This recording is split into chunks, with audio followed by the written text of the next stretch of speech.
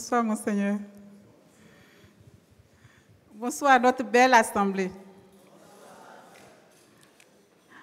En PNL, on parle en accompagnement PNL, on parle d'un état séparateur. Ça fait 1h30 que nous sommes en train d'écouter. Je vais nous inviter à faire un état séparateur, d'abord en écoutant une belle musique, et par la suite, en nous connectant à la plus belle partie de nous. Voilà. DJ. Alors, pour faire l'état séparateur, nous allons nous lever, bouger.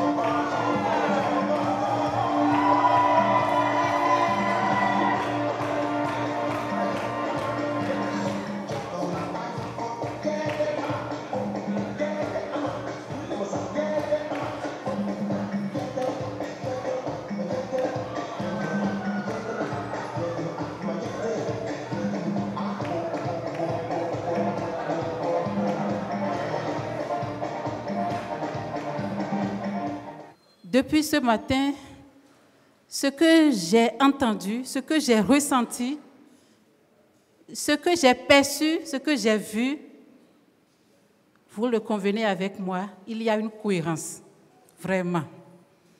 Et j'aurais voulu ne plus parler parce que les enfants là qui ont témoigné tout à l'heure, dans la vidéo de Madame Germaine, j'ai eu le sentiment qu'ils ont de l'avance sur moi. Je le dis de tout cœur. J'ai eu le sentiment que ces enfants ont eu beaucoup d'avance sur moi. Moi, c'est un témoignage. Je n'ai pas envie de donner un enseignement. Ce n'est pas pour présenter la PNL. Des formations, j'en fais assez, mais ici, c'est vraiment pour livrer un témoignage.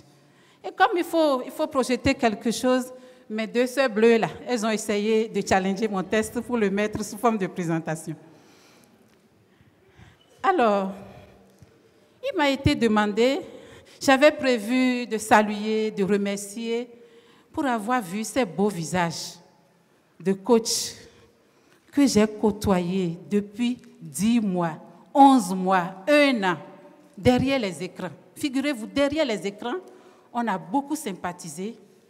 Nous avons développé des relations de confiance, d'amitié, de fraternité. Je dirais, nous avons levé le voile sur les zones d'ombre de nos vies. Aujourd'hui, transformé par la PNL, vraiment. Quiconque va à la rencontre de la PNL et qui ne se laisse pas transformer de l'intérieur, non, je me dis, il y a quelque chose. Il y a peut-être une référence à faire pour cette personne. Mais la PNL en elle-même contient ce génie de transformation. Alors, à ce titre, je voudrais vraiment remercier les enseignants du CFCI, présents et absents à cet événement. Vous êtes d'accord, non? Vraiment, parce qu'ils nous ont accompagnés, ils nous ont aidés, ils nous ont soutenus dans ce processus. Ce que je m'en vais vous dire, je me dis, je suis peut-être la voix de plusieurs ici qui auraient voulu aussi mettre des mots sur les transformations qu'ils ont reçues au terme de ce processus. Et qui dit transformation, qui dit témoignage, c'est vraiment une question de fort interne. Vous savez, les questions de fort interne, c'est compliqué, mais parfois c'est nécessaire pour rendre justice, pour témoigner de ce qui vous a transformé et pour donner aussi envie aux autres de venir, voilà, de venir expérimenter ce que nous avons vécu. Sœur Rose, tu peux mettre le thème? Non, ça ne va pas. Le thème. Oui, d'accord. Et le titre? Même pas. Ah là là, attendez-moi, c'est quoi? Non, ça, c'est ça. Mais depuis là, je les voyais travailler, je pensais qu'elles étaient en train de faire quelque chose là-bas. Alors, donc, il m'a été demandé de témoigner sur la programmation neurolinguistique et le coaching professionnel comme approche de changement personnel et professionnel. Et moi, j'ai ajouté mon témoignage. Voilà. Donc, mon témoignage parce que je trouve que nous avons suffisamment entendu les approches théoriques, ce que veut dire la PNL, les sources historiques, et puis tout ce qui est essentiel et clé à connaître d'où nous tenons la PNL. Et pour ma part, dont tout à l'heure j'étais en train de dire que c'est vraiment un témoignage du fort interne. Et ce que je m'en vais vous dire s'apparente à ce que nous appelons en langage théorique la grâce. C'est-à-dire, c'est le langage de la grâce. Et quand la grâce vous saisit comme cette énergie discrète qui entre dans votre vie et puis la transforme de bout en bout. En voulant parler de ce que vous avez vécu, de ce que j'ai ressenti, je me dis, il y a toujours un avant et il y a un après, comme le disait coach Edith. Il y a un avant de Ella et un après en cours de construction parce qu'il n'est pas fini. C'est une transformation, c'est un processus qui a commencé. et je parie qu'il va poursuivre toute la vie. Voilà. Donc, il s'agit donc de reconsidérer ce repère de temps, de voir cet avant et cet après, mais aussi d'identifier toutes ces résistances à la grâce. Parfois, ce n'est pas facile de donner la main à la grâce. Je me dis, non, ça j'ai envie de le garder pour moi, mais la PNL est tellement forte, elle est tellement puissante que vous ne pouvez pas garder les choses d'inconfort avec vous. Vous devez les lâcher. Donc, c'est une école de lâcher prise. Donc, par rapport à mon témoignage que je structure en 2 temps, donc, la PNL et le coaching professionnel comme outil de transformation personnelle. Et moi, j'ai identifié 3 lieux de transformation. Le premier lieu de transformation, c'est la connaissance de soi. La connaissance de soi. Le deuxième lieu, c'est la connexion à mes ressources. Et le troisième lieu, c'est la déconstruction de mes croyances limitantes. Voilà. Tout à l'heure, j'ai eu du plaisir à suivre Edith parce qu'elle parlait du VACOC. Moi, le premier outil qui m'a saisi et qui m'a refixé mes caps, c'est le VACOC. VACOC ici, visuel, auditif, kinesthésique, olfactique et gustatif. Donc, c'est un mode de communication sensorielle à travers lequel nous recevons, nous encodons et nous restituons l'information. Et donc, chacun de nous, nous avons un mode privilégié de communication sensorielle. Et quand j'ai été au contact de la PNL à la formation de base, c'était ce premier outil. J'ai dit, waouh, voilà quelque chose qui me remet devant moi qui je suis. Qui je suis en ce sens que je me reconnais fortement kinesthésique. Mais kinesthésique, mais qui a besoin d'allier son auditif. Donc, une kinesthésique qui vit dans le ressenti, mais qui a besoin d'allier son kinesthésique, son auditif, pendant que je suis avec les gens. Alors, plusieurs fois, quand on est dans nos équipes de travail, de conseil, les autres me disent, « Hé là, tu es avec nous ?» Je dis, « Mais je vous suis. J'entends.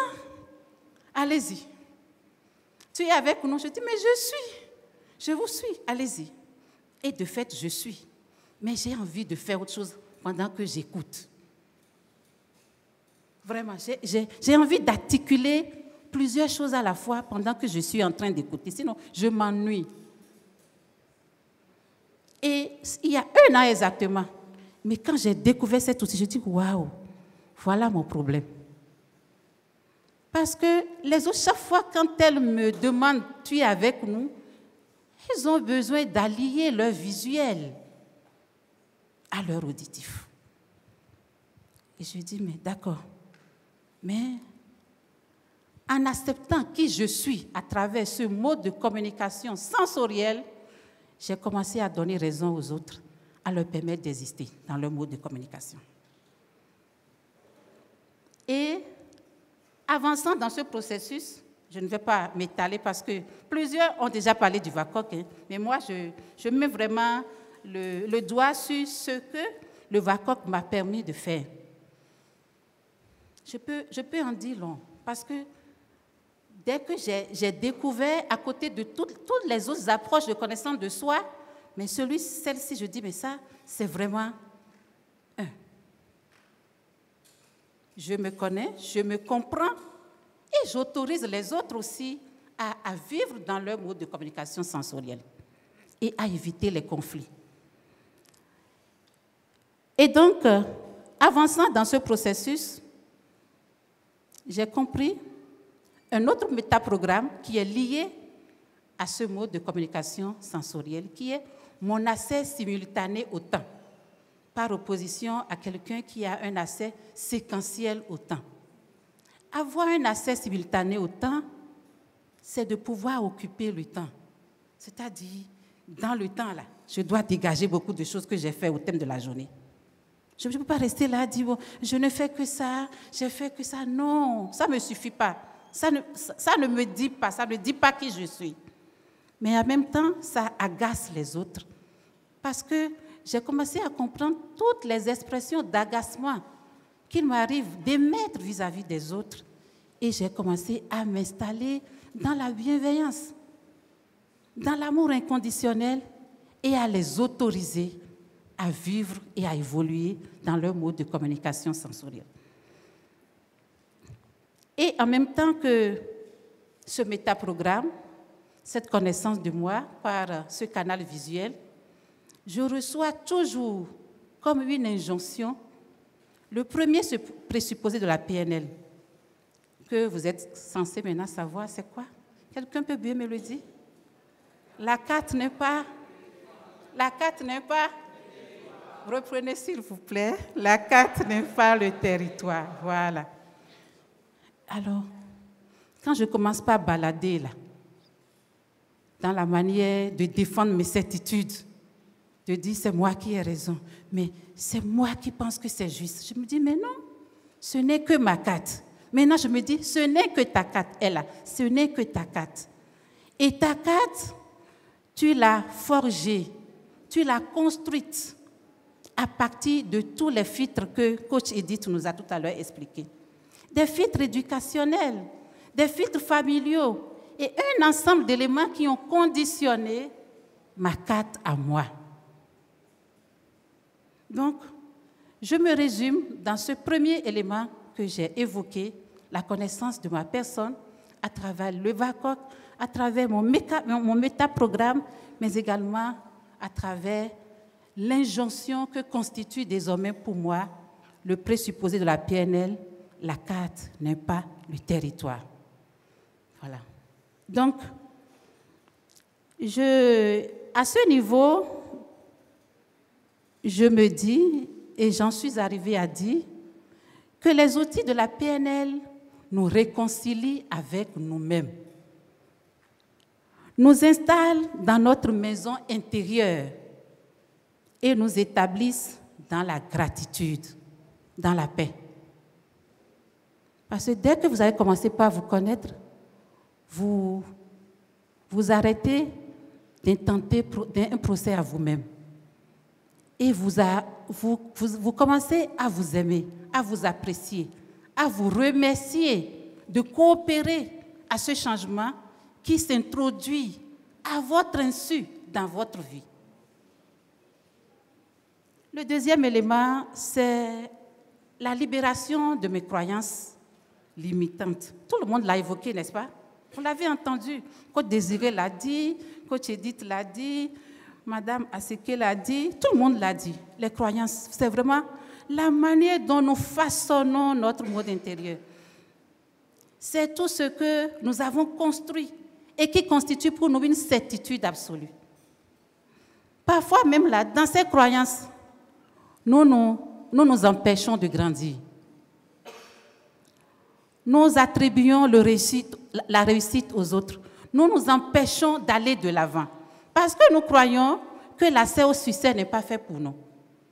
Il est fait pour les autres. Mais qui t'a dit que l'accès au succès n'est pas à toi? Mais le succès, il est à nous tous. Parce qu'en chacun de nous, il y a des ressources. Et la PNL dit, quand bien même une personne n'a pas les ressources pour atteindre ses objectifs, elle a la capacité de les acquérir. Donc, dès lors que j'ai commencé à mettre le doigt sur tout ce que je me dis et qui m'interdit d'aller de l'avant, qui m'interdit de prendre de l'essor, qui m'interdit de rêver grand, beau pour ma congrégation, je me dis non, ça, ce n'est pas fait pour moi. La PNL est venue révolutionner ma vie et je dois pouvoir entraîner les autres dans cette belle énergie qui me libère des impossibles et de me dire désormais, ce défi-là, nous sommes capables de le réussir en congrégation. Donc, voilà un second aspect. J'ai dit beaucoup de choses dessus que je peux partager, mais là, je suis en train d'aller vraiment de façon succincte pour ne pas vous fatiguer, puisque nous avons encore 2 autres communications avant la fin de la journée. L'autre élément, c'est la connexion à ses ressources. Vous savez, c'est une bonne chose, les ressources. Les ressources là. J'ai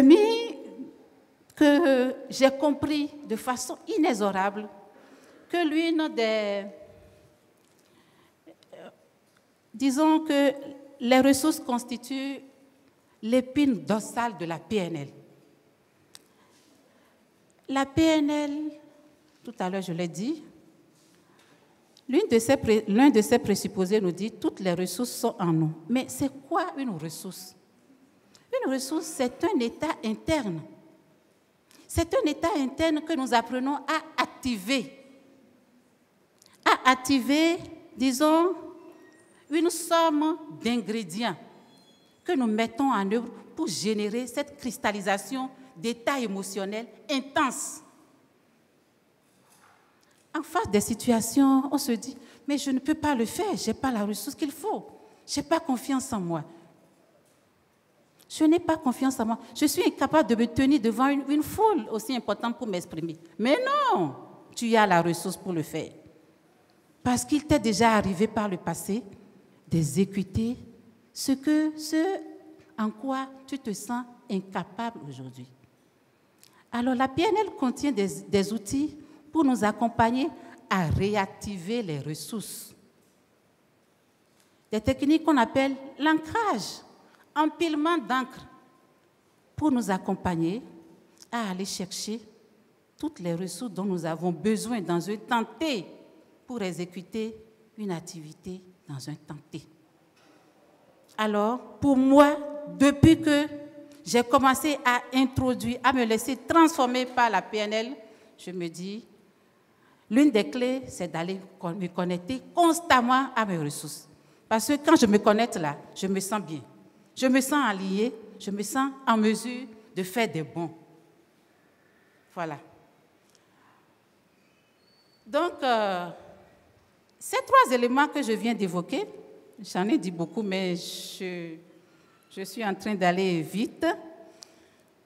La connaissance de ma personne, la déconstruction des croyances limitantes et la connexion constante à ces ressources, je me dis, sont aujourd'hui pour moi des éléments sur lesquels je mets le doigt, que je visualise. Tout à l'heure, je vous parlerai de la visualisation en PNL, parce que c'est un outil puissant qui vous permet de voir l'état désiré. En visualisant ce que vous avez envie, ce vers quoi vous tendez, le résultat final auquel vous attendez, en mettant tous les états émotionnels en branle, ce que vous ressentez, ce que vous touchez, ce que vous entendez, ce que ça goûte.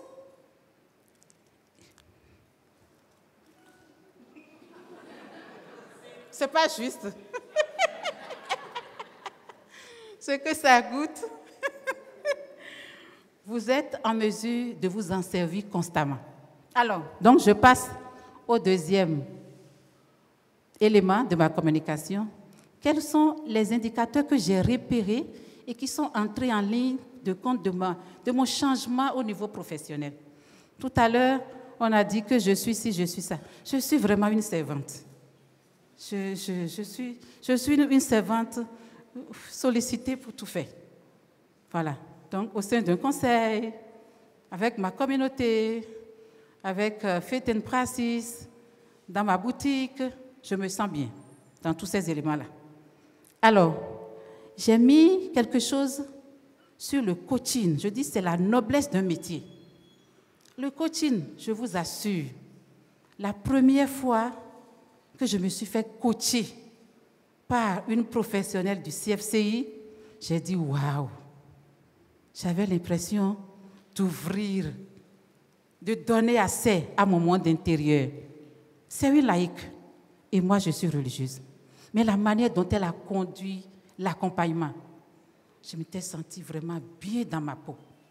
D'avoir mis des mots sur mes insatisfactions, d'avoir dit de façon distincte là où je vais, les ressources devront me conduire à y aller. Qu'est-ce qui me manque aujourd'hui? Comment je voudrais vivre cette mission de façon plénière, en contribuant à quelque chose de plus grand que moi? J'étais franchement bien. J'étais bien. Je me dis, c'est vraiment un métier spirituel. C'est un métier de refaçonnement de l'être humain. C'est un métier de vérité. Quand tu vas au coaching, tu ne peux pas te mentir à toi-même parce que tu veux évoluer, parce que tu as des objectifs précis et tu ne peux que coopérer à l'atteinte de tes objectifs. Donc pour moi, c'est un métier noble. Et ici, je voudrais féliciter tous les coachs avec lesquels j'ai cheminé tout au long de ce parcours. Et en nommant tout à l'heure ce qui... Donc, j'ai parlé de ce métier. J'ai parlé aussi tout à l'heure de savoir fixer des objectifs comme l'un des changements ressentis au niveau professionnel. Je dis plus jamais de journée sans objectif. Quand je me lève le matin, là, je me regarde dans le miroir, je dis, voilà encore une journée, un nouveau défi. Mais qu'est-ce que tu attends au thème de la journée? Je me mets à les lister, à visualiser, à analyser. Mais qu'est-ce qui dépend de moi? Qu'est-ce qui ne dépend pas de moi? Quelles sont les ressources devant m'aider à atteindre mes objectifs? Quel est l'aspect écologique de cet objectif-là quand je l'aurai atteint? Et dès lors que je ne sens pas son aspect écologique, je suis capable de me renoncer. Donc pour moi, de savoir fixer les objectifs, c'est un réel acquis de la PNL et du coaching. Je vous invite à le faire. Et de ce pas, je vous invite à vous inscrire vraiment à la formation de base, parce que ce n'est qu'à cette formation de base que vous apprendrez des outils pour vous accompagner dans tout ce que je suis en train de vous partager. En prenant en compte ces objectifs, la manière dont je les articule, je peux dire aussi que c'est la capacité aujourd'hui rendue possible par le coaching pour moi de reconnaître mes métaprogrammes. Tout à l'heure, Edith a parlé de son métaprogramme. Moi-même, j'en repère autant dans ma vie. Je suis plutôt du type aller vers. J'ai un accès simultané au temps. Je suis proactive. Et je ne suis pas procédurale. Je suis optionnelle. Donc, je sais saisir toutes les opportunités et aller de l'avant. Mais quand tu commences par découvrir tes métaprogrammes à côté de tes collaborateurs qui ont parfois tout le contraire, ça constitue un défi au quotidien. Donc il faut savoir les articuler, les accepter et cheminer de façon apaisée, tout en reconnaissant toujours que la carte n'est pas le territoire. Alors, la PNL, j'ai mis ici, m'a confirmé que le bon Dieu nous fait désirer ce qu'il veut nous donner. Ça, c'est Saint-Thérèse de l'Enfant Jésus qui le dit, c'est ma petite mère. Parce qu'elle t'ouvre à la réalité de ce que tu désires. Et là, tu te dis, ce n'est que le bon Dieu qui est complice de ce projet d'amour sur lequel je suis en train de m'ouvrir. Donc, réellement, savoir se fixer des objectifs, savoir mettre en œuvre tout ce qu'il faut pour les atteindre, c'est un atout de la PNL. L'esprit d'équipe et la prospérité. Tout à l'heure, en parlant des croyances limitantes, j'ai mis le doigt sur l'impossible pour moi de réussir ce défi. Coach Désiré a dit que j'étais une promotrice des produits locaux. J'étais partie de rien. En disant, de cet espace que nous avons créé pour valoriser le labeur de la femme, valoriser le labeur des sœurs, de tous les instituts, je voudrais que les personnes viennent se sentir à l'aise ici. Que ce soit un lieu où nous signifions que la personne humaine a du prix et que nous coopérons à la bonne santé que nous pouvons avoir de par la bonne alimentation. Mais il y a tellement d'éléments à investir que je me dis, mais on n'a pas les moyens d'y arriver. Et quand je suis arrivée à la PNL et que je me suis fait accompagner avec les stratégies comme Walt Disney, j'ai dit, mais plus jamais. C'est elle qui m'a aidé à mieux comprendre ce rêve, coach Huguette. Le jour où elle m'a coachée, là, le lendemain, j'ai dit, c'est fini. J'ai commencé par enlever les choses. J'ai challengé l'intérieur.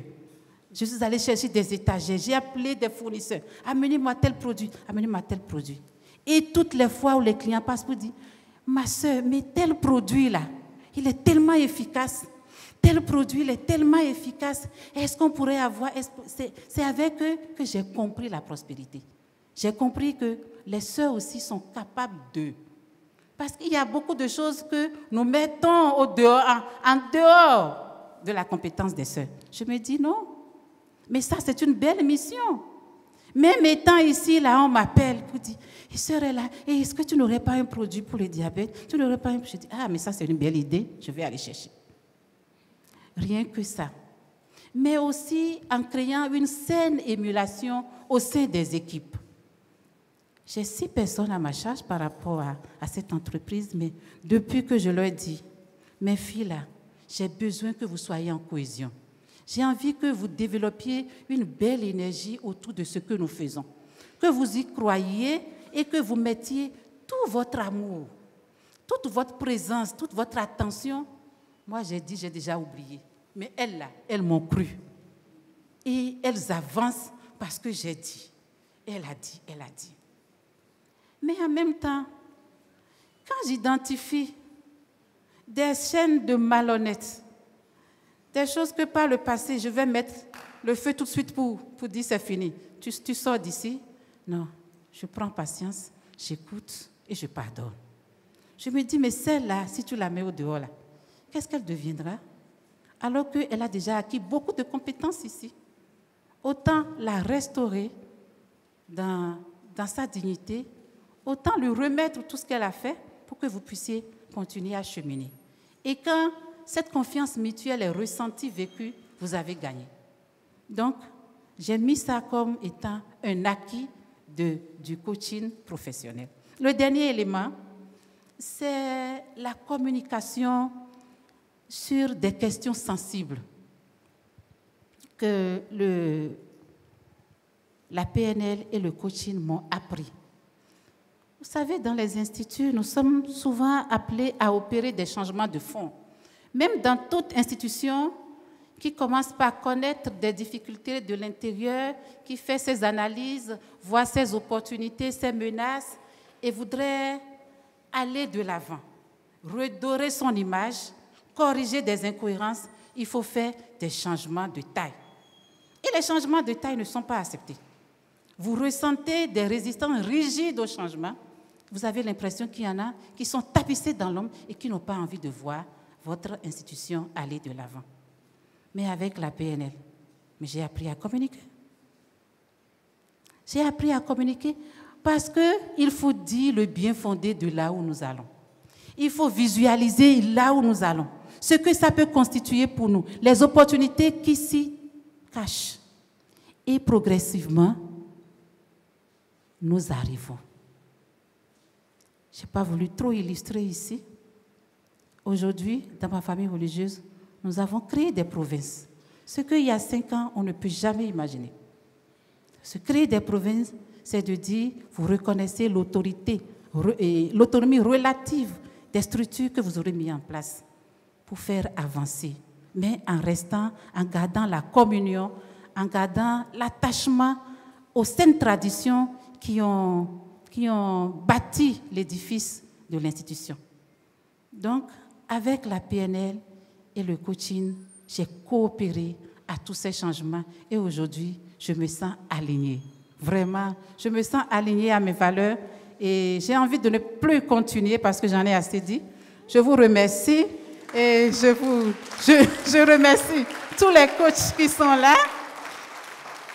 Et je pense que si je leur tends le micro, chacune en dira autant que moi. Merci pour cette belle aventure.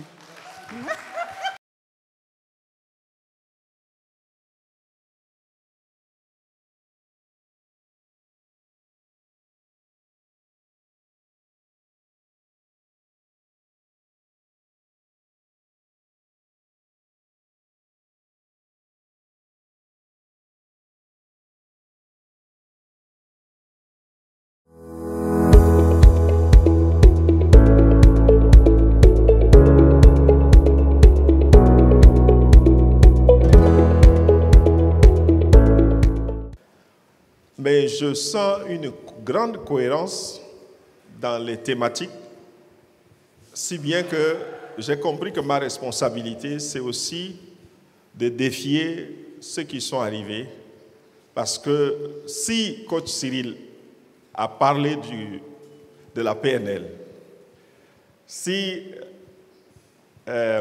coach Judith a parlé de la communication, si Madame Aseke a démontré que les enfants sont en avance sur nous, et si coach Ella a dit ce que cela a produit en peu de temps sur elle, il n'y a pas de raison que nous puissions vous laisser partir sans vous défier de chercher à vous connaître.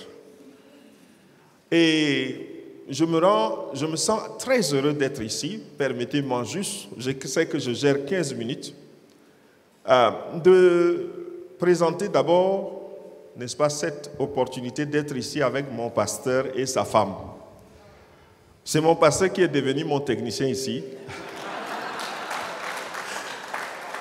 Voilà, pasteur Mbete Serge Olivier. Il est un homme qui fait beaucoup de choses à la fois. Et son épouse, Madame Nathalie. Et donc, je me sens bien encadré. Et puis, Sœur Ella a tellement fait un état séparateur qui est très fort. Comme je suis chante, je vais prendre 1 minute pour dire quelque chose. Et je vais plutôt aller au Congo-Brazzaville, dans un cantique que j'aime beaucoup, qui a été chanté par un homme, le chante Marcel Bongo. Et je vais juste chanter une partie, pour juste nous dire qu'il y a quelque chose que nous devons réellement comprendre. Oui, je sais que désormais, je t'appartiens pour toujours. Tes projets conçus pour mon bonheur sont écrits là dans mon cœur. Je veux t'obéir et te suivre, vivre que pour toi. Près de toi, Seigneur, oh oui, je veux vivre. Près de toi, Seigneur, j'ai retrouvé l'espoir. Près de toi, Seigneur, j'ai retrouvé mon chemin. Près de toi, je me sens si bien. Ô Seigneur, tu m'as toujours aimé, et en retour, je te donne ma vie. Je veux chanter pour toi et ne vivre que pour toi. Près de toi, Seigneur, je me sens si bien. Alors, on m'a demandé de faire une communication sur le parcours vers la connaissance de soi et des autres avec la PNL et le coaching professionnel. Le cadre est tellement indiqué et approprié pour moi que je préfère commencer, non pas en m'appuyant sur ce que j'ai écrit, mais en me disant qu'il y a quelqu'un qui peut nous challenger ce soir, c'est Gédéon. Quand vous allez dans la Bible, dans le livre des Juges, le chapitre 6, voilà un jeune qui battait du froment. Et en même temps aussi qui avait le sens de l'anticipation parce qu'il comprenait que chaque année, quand son père devait arriver à une phase de récolte, les éleveurs venaient détruire la production de son père. Et malgré toutes ces valeurs, toutes ces compétences, tout ce potentiel, Dieu parle à Gédéon pour lui dire « Mais je vais te confier une mission. » Et Gédéon dit « Mais non, moi je suis zéro. Je n'ai rien. » Et puis Dieu dit, à travers l'ange, non, tu n'es pas zéro, mais tu es héros. il se sous-estimait, il se méconnaissait à tel point qu'il pensait qu'il était réellement zéro. Mais la réalité, c'est que c'était un héros qui s'ignorait.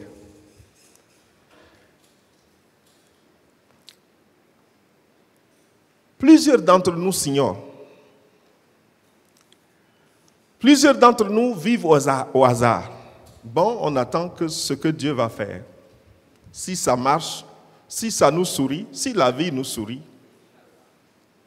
Plusieurs d'entre nous ne croient que ceux qui réussissent sont prédestinés. Non, il y en a qui sont prédestinés à réussir. Moi, je ne suis pas sur la liste. Plusieurs d'entre nous encombrent l'existence des autres. Parce qu'en s'ignorant, ils appliquent le contraire de ce postulat qui a été décrit tout à l'heure par Sœur Ella.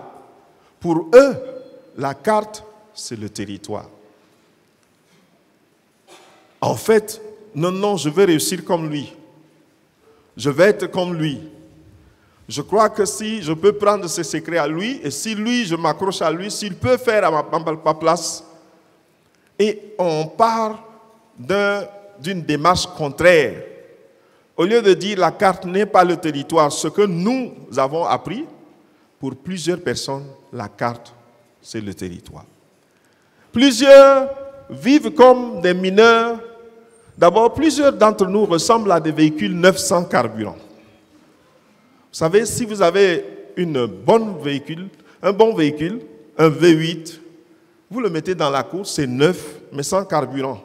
Vous vous déplacez d'ici, vous allez à Trècheville, de Cocody, vous faites venir les gens pour regarder la voiture. Mais 3 mois, 6 mois, elle reste toujours et vous continuez à la présenter, vous êtes un mauvais propriétaire. Plusieurs d'entre nous aussi ressemblent à des mineurs qui sont au volant de gros véhicules neufs. En réalité, ils ont un potentiel surdimensionné qu'ils n'arrivent pas à contrôler et à exploiter. Et plusieurs d'entre nous semblent être venus sur la terre pour applaudir les autres, en oubliant que les autres attendent de les applaudir. Alors pourquoi se connaître? Qui êtes-vous? Si on vous demandait pour vous présenter, très souvent on a la présentation, c'est de dire nom, prénom, voilà qui je suis, ce que je fais. Mais en réalité, cette présentation, elle n'est pas suffisante. Il y a ce géant en nous que nous n'arrivons jamais à le décrire au mieux. Il y a ce potentiel. Quand je parlais de Gédéon, Dieu disait à Gédéon, va avec cette force que tu as. C'est-à-dire que le potentiel que chacun de nous a suffit pour réaliser et devenir le héros de notre vie. Il n'a pas demandé d'aller chercher notre un, il dit, va avec cette force que tu as. Le potentiel que chacun de nous a est l'arsenal nécessaire pour se réaliser et pour devenir le héros de notre vie. Malheureusement, si on le méconnaît, on ne peut pas le valoriser. Connais-toi toi-même, dit Socrate. Et nous avons besoin de nous connaître parce que plusieurs d'entre nous sont restés toujours, et je pense que l'un des orateurs a dit ici, plusieurs d'entre nous sont restés en train de méprendre la mauvaise version de nous depuis des années. Cette version qui a commis une erreur et qu'on n'arrive jamais à pardonner. Cette version qui a eu à avoir peur de prendre des risques et qu'on colle comme si c'est la version la plus permanente de notre existence. Souvent, on ne se rend pas compte, et je pense que le APNL nous a aidés, nous autres, à faire un voyage de la mauvaise version que je suis vers la bonne version de moi-même. Et chacun de nous a cette bonne version. Chacun de nous a cette bonne version. L'ignorance de soi est la racine de tous les maux. En effet, la connaissance de soi est une clé indispensable pour reprendre le pouvoir sur sa vie, pour lui donner de sens, pour se l'approprier pleinement, s'épanouir et trouver le chemin de l'alignement. C'est un travail qui peut durer toute une vie, car nous sommes en constante évolution. La connaissance de soi nous donne le pouvoir. La connaissance de soi nous donne le pouvoir. pour autant que nous allons continuer à nous méconnaître, nous n'aurons jamais ce pouvoir de nous réaliser. Et je crois que les deux qui se sont succédés après le coach Cyril ont répété cette question que je voudrais juste, encore une fois de plus, appuyer dessus. Nous devons nous réaliser et nous sommes sur la terre pour une mission, pour un mandat. La raison pour laquelle beaucoup de personnes de notre lignée ont disparu sans qu'aujourd'hui l'humanité s'en souvienne, c'est que personne d'entre eux ne s'est réalisé.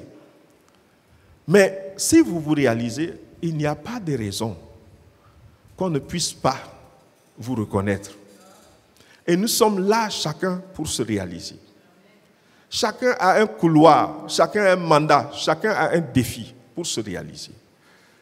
Il n'y a pas un groupe qui soit prédestiné à cela. La seule chose, c'est de prendre conscience que nous avons en nous un potentiel, un géant, et ce géant-là a besoin que nous puissions le réveiller. Et pour le réveiller, bien, il y a des opportunités, et la plus grande opportunité que nous avons découverte, c'est avec la PNL. C'est avec la PNL. Nous autres avons commencé cette aventure en juillet dernier. Mais aujourd'hui, cela nous a permis de comprendre beaucoup de choses. Après plus d'une cinquantaine d'années, à fermer les yeux pour prier, il a fallu simplement que je fasse quelques mois à la PNL pour comprendre pourquoi je fermais les yeux depuis 52 ans.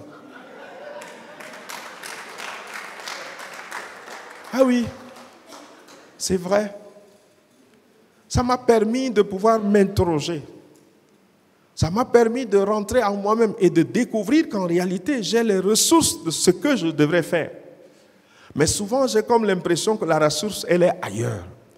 Et souvent, je vis au hasard. C'est la chose la plus dramatique.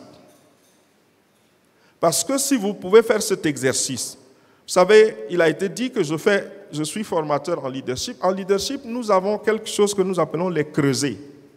Les creusets, c'est des circonstances qu'on appelle entre guillemets des épreuves qui viennent vous donner un choc et qui vous amènent à rentrer dans vos principes et vos valeurs pour réfléchir et puis ressortir d'autres ressources pour faire face à la circonstance. Mais pour que vous puissiez faire face à des creusets, vous avez besoin de vous connaître.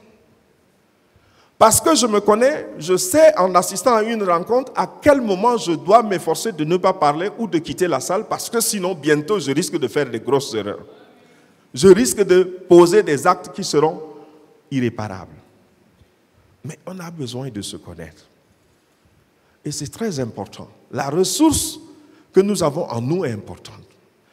Souvent, cette question que je pose souvent, que je me pose et que je voudrais encore une fois de plus me poser à haute voix ce soir, c'est si je devais vivre 80 ans et que j'en ai déjà vécu 30 ou 50, qu'est-ce que je peux donner comme une évaluation de ces 50 années? Et les 30 années qui restent, quelle sera ma priorité? Est-ce que je dois réellement continuer à exister au hasard et puis à la fin disparaître? La chose qui fait que quand on va enterrer quelqu'un et puis une semaine après, toute la communauté autour peut l'oublier, c'est parce qu'il ne s'est jamais réalisé. Mais ceux qui se réalisent ne sont jamais oubliés. Et la connaissance de soi, mais aussi la connaissance des autres, c'est très important. Dans nos interactions avec les uns et les autres, dans nos relations interpersonnelles, l'homme a une capacité étonnante de retenir ce qui est mauvais. Et cela fait que nous jugeons que sur des choses que nous avons vues de l'autre, la seule fois où il a commis, et je pense que quand elle nous parlait de la communication, elle a très bien expliqué, la seule fois où quelqu'un a commis un acte négatif, on lui colle cette étiquette comme si toute sa vie, elle n'a été que négative, cette personne. Alors, c'est pour simplement nous défier. Pour comment se connaître? Il faut accepter le fait qu'on ne se connaît pas assez suffisamment. Il faut adopter une position d'observateur et d'humilité sur soi-même. Il faut passer du temps seul avec soi-même. En grandissant, Je suis quelqu'un qui avait des larges oreilles. Peut-être aujourd'hui, ça ne se voit pas beaucoup. Mais quand je viens à l'église, il y avait des gens qui me choquaient, qui me disaient, déplace tes oreilles, tu nous empêches de voir le pasteur. Et quand ils le disent pendant tout le culte, je suis choqué. Parce que je n'admettais pas pourquoi Dieu m'a créé avec de larges oreilles. Mais au fil des temps, quand j'ai compris que ça, c'est mon trait identitaire. Et quand quelqu'un me parle comme ça, je lui dis, qu'est-ce qui t'a amené à venir rester là où quelqu'un qui a des oreilles dont Dieu lui a donné, est-ce que tu ne pouvais pas te mettre ailleurs? Et puis à partir de là, j'ai commencé à remonter et à m'adapter et à vivre avec la chose. Donc, il faut prendre conscience parfois de notre chaos intérieur que nous entretenons avec beaucoup d'énergie. Il faut passer à l'action et il faut se reconnecter à soi grâce à des outils efficaces. Il faut aussi connaître les autres parce que les exigences de la socialisation sont là, parce que les différents contextes sont là, parce que les défis de l'entraide sont là. Il faut les comprendre parce que cela ouvre la possibilité de voir les situations sous des angles différents. L'empathie. Si vous ne connaissez pas les autres, vous ne pouvez jamais expérimenter l'empathie. Et donc, nous avons besoin de connaître aussi les autres. Et comment connaître les autres? Plus généralement, on dit que l'empathie joue un rôle essentiel. Comprendre les autres implique la tâche de vivre les émotions des autres, en même temps de vivre ses propres émotions, de se souvenir des expériences similaires que nous avons vécues et de reconnaître en même temps les différences entre un point de vue et un autre. Et je crois que ce matin, en ouvrant la séance, il a été, n'est-ce pas, relevé la question, par exemple, des jugements qui nous empêchent de nous épanouir mieux ensemble. Alors, je ne parlerai plus de la PNL, parce que cela a été largement déjà exposé par les personnes les plus appropriées, les plus indiquées. Je ne parlerai plus du coaching, je ne parlerai plus des techniques et des outils, mais les retombées du fait de se connaître et de connaître les autres. Ça nous permet d'opérer en harmonie avec nous-mêmes et avec les autres. Ça nous permet de valoriser notre potentiel consciemment. Nous devons apprendre aussi à gagner avec les autres en ayant une conscience de la responsabilité quant à l'équilibre entre la gestion de son temps et celle de ses relations. Coach Désiré nous a déjà édifié à ce sujet. Alors, je veux simplement dire quelque chose qui n'a peut-être pas été dit tout à l'heure par Coach Cyril, mais il nous l'a dit dans les formations. La PNL n'est pas de la sorcellerie. Je vous dis que les premières séances, comme tout à l'heure Mme Aseke était en train de le dire, quand on fait des exercices de centration, on dit fermez les yeux. Moi je réfléchis, je dis mais leur truc là, est-ce qu'on est en train d'aller où même?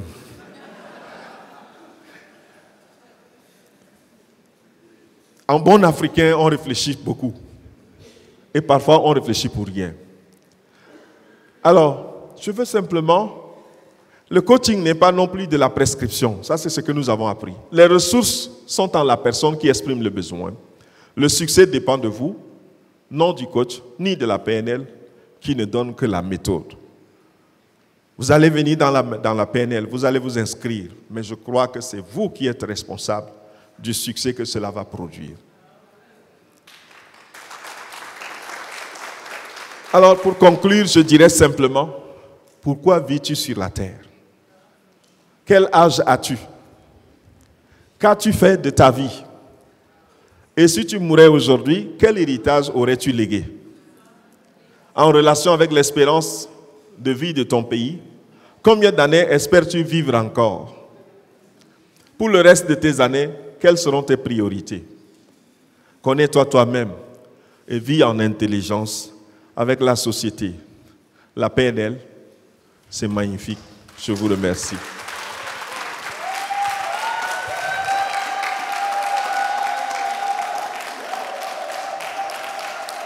Waouh!